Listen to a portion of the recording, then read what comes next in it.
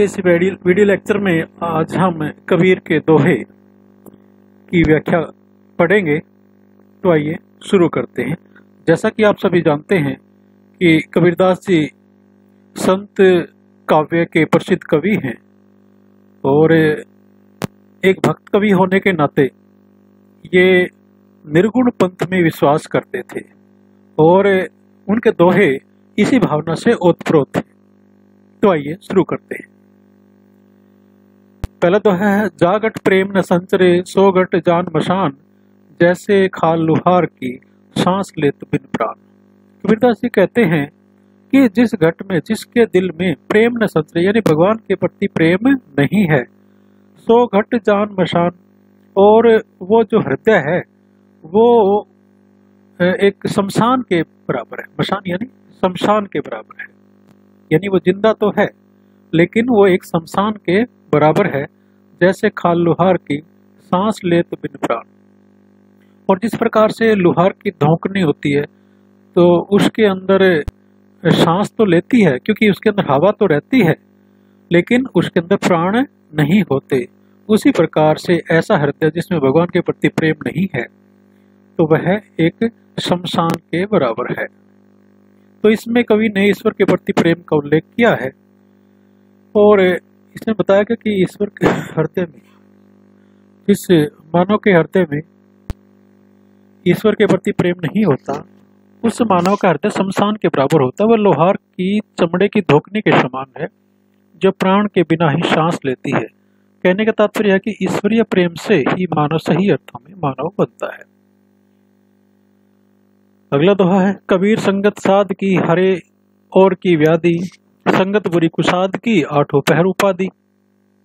तो इसमें कबीरदास जी सत्संग के बारे में बताते हैं। अगर साधुओं की संगत करे यानी अच्छे व्यक्तियों की संगत करे तो हरे और की व्याधि यानी तो वो व्यक्ति दूसरों की जो व्याधियां हैं, दुख है, उसका हरण करने वाला है। यानी जो सच्चे व्यक्तियों के साथ बैठता है ऐसा व्यक्ति दूसरों के कष्टों को हरण करता है, दूर करता है। संगत बुरी कुसाद की आठों पहर उपाधि। और जो कुसाद व्यक्ति हैं, कुसाद यानी जो अच्छे दुष्ट व्यक्ति हैं, जो दुष्ट व्यक्ति हैं उनकी जो संगत बुरी होती है और उससे आठों पहर यानी 24 घंटे कष्ट ही कष्ट होते हैं। उपाधि यानी कष्ट। तो इसमें भी संगति के बारे में और दुर्जनों से बचने की सलाह दी गई है कबीरदास जी के द्वारा। वो कहते हैं कि साधुजन हमेशा कुछ न कुछ अच्छा उपदेश देते रहते, लेकिन दुर्जन का संग बहुत बुरा होता है। वह आठों पहर कष्ट ही देता है। अतः हमें साधुजनों की संगति करनी चाहिए और दुर्जनों से दूर रहना चाहिए। यहाँ पर अनुप्रास अलंकार का भी प्रयोग किया गया है। सामान्य बोलचाल की हिंदी भाषा का प्रयोग है। संगत साध, ये देखिए यहाँ पर अनुप्रास अलंकार का प्रयोग किया गया है।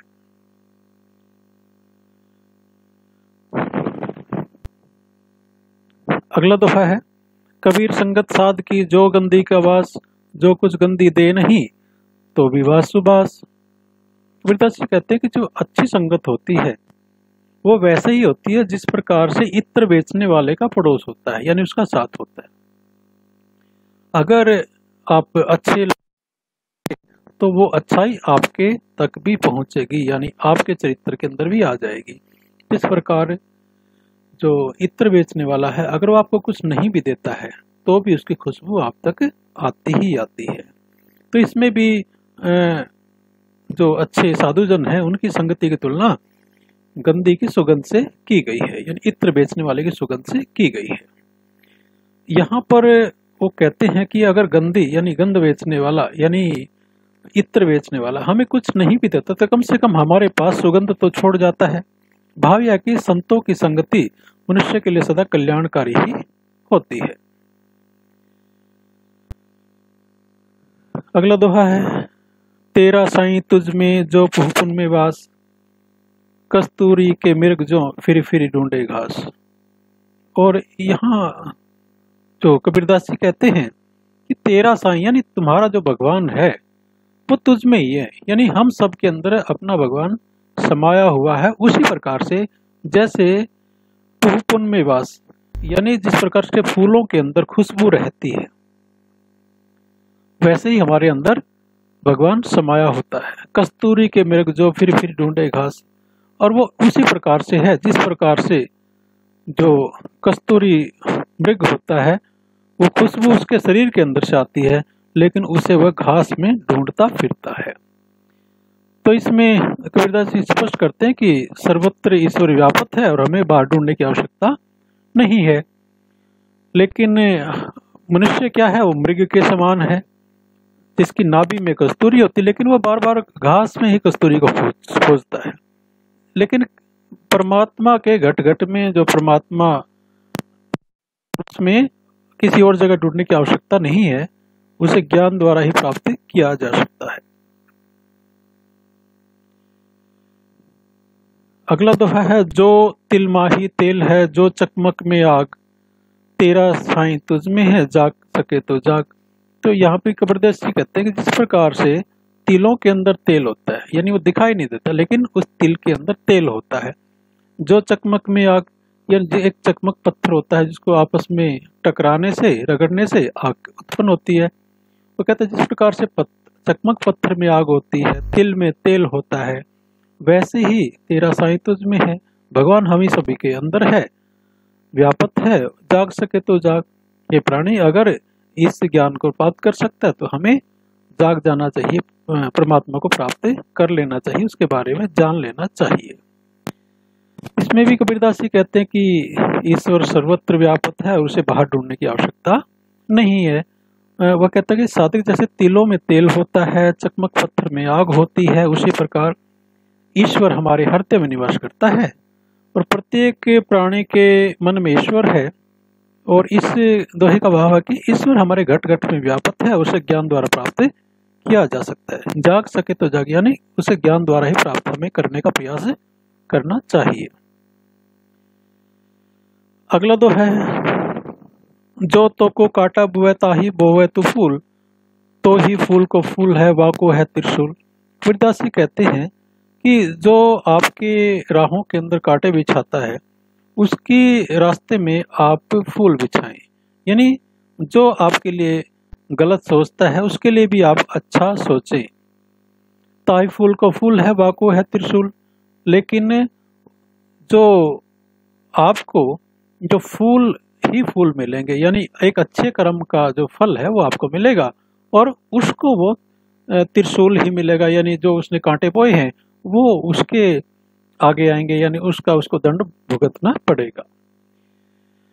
तो इसमें भी कबीरदास इस बात पर बल देते हैं कि हमें दूसरों का भला ही करना चाहिए और जो व्यक्ति तुम्हारे लिए कांटे बोता है उसे भी फूल प्रदान करें, अर्थात जो तुम्हें कष्ट देता है उसे भी सुख दें, उसका भला करें।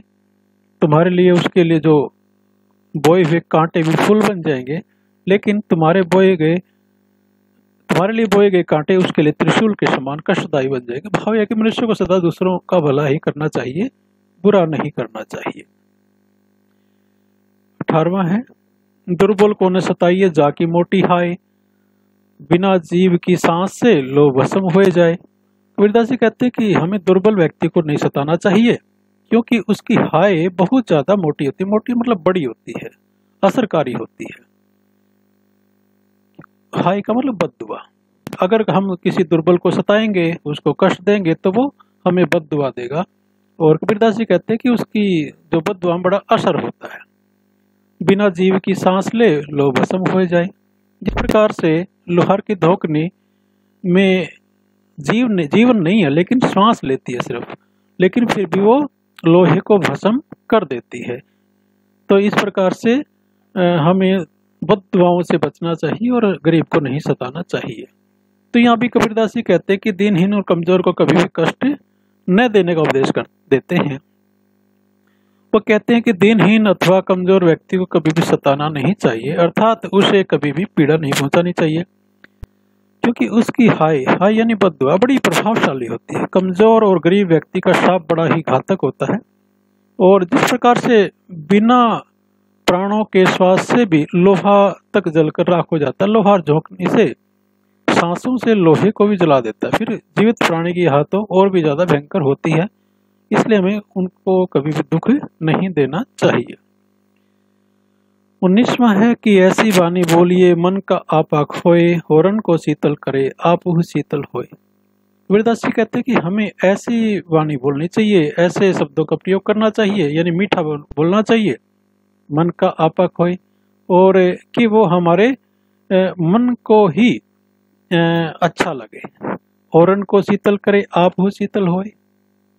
और जो व्यक्ति अच्छा मीठा बोल औरों को भी शीतल करता है, यानी उनको भी सुख देता है, उनको भी अच्छा लगता है, उनके भी आत्मा को शांति प्रदान करता है, और आप शीतल होए, और हमारी भी आत्मा खुश होती है। यहाँ कबीरदास जी कहते हैं कि मधुर वाणी बोलने का उपदेश देते हुए कहते हैं कि हमें ऐसी वाणी बोलनी चाहिए हमारे मन के अहंकार, मन का आपा खोए, यानी मन का जो अहंकार है उसको वो खत्म कर दे। हमें ऐसी वाणी बोलनी चाहिए, और हमें विनम्र और मधुर भाषा का प्रयोग करना चाहिए। ऐसी मीठी वाणी औरों को शीतल तो पहुंचाती ही है, स्वयं को भी प्रफुल्लित करती है। इसमें कवि ने मन के जो दर्प है, यानी बहुत अहंकार की भावना है, उसको नष्ट करने वाली वाणी के प्रयोग के लिए बल दिया है। 20वां है पाहुन को क्यों पूजे जो नहीं दे जवाब, अंधा नर आशामुखी यो ही होए खराब। इसमें कबीरदास जी मूर्ति पूजा का विरोध करते हैं। वो कहते हैं कि पाहुन यानी पत्थर को क्यों पूजते हो, जो नहीं दे जवाब, यानी पत्थर के भगवान को मत पूजिए क्योंकि वो जवाब नहीं दे सकता। अंधा नर आशामुखी यो ही होए खराब, और जो अंधा व्यक्ति मतलब अंधविश्वास से ग्रस्त व्यक्ति आशा लगाए बैठता है, यानी मूर्तियों के सामने आशा लगा के बैठता कि भगवान आपकी सुनेंगे, तो यो ही होए खराब, वह अपना समय खराब कर रहा होता है। इसमें कभी मूर्ति पूजा का खंडन करते हैं और कहते हैं कि पत्थर को पूजने से क्या लाभ, क्योंकि वह कभी भी उत्तर नहीं देता, अर्थात मूर्ति पूजा करना व्यर्थ है। एक अज्ञानी व्यक्ति फिर भी आशावान होकर दुखी होता रहता है। पावे कि मूर्ति पूजा से मनुष्य को लाभ नहीं होता, और वह फिर भी मन में आशा रखकर पत्थर की पूजा में लगा रहता है, तो केवल कष्ट की ही प्राप्ति होती है। तो आज आपने ये कबीरदास जी के दोहों की व्याख्या सुनी। आशा है ये समझ में आया होगा आपको, और आपने इसको पसंद किया होगा। अगर ये वीडियो अच्छी लगी तो इसको लाइक कीजिए और चैनल को सब्सक्राइब कीजिए। धन्यवाद। जय हिंद, जय भारत।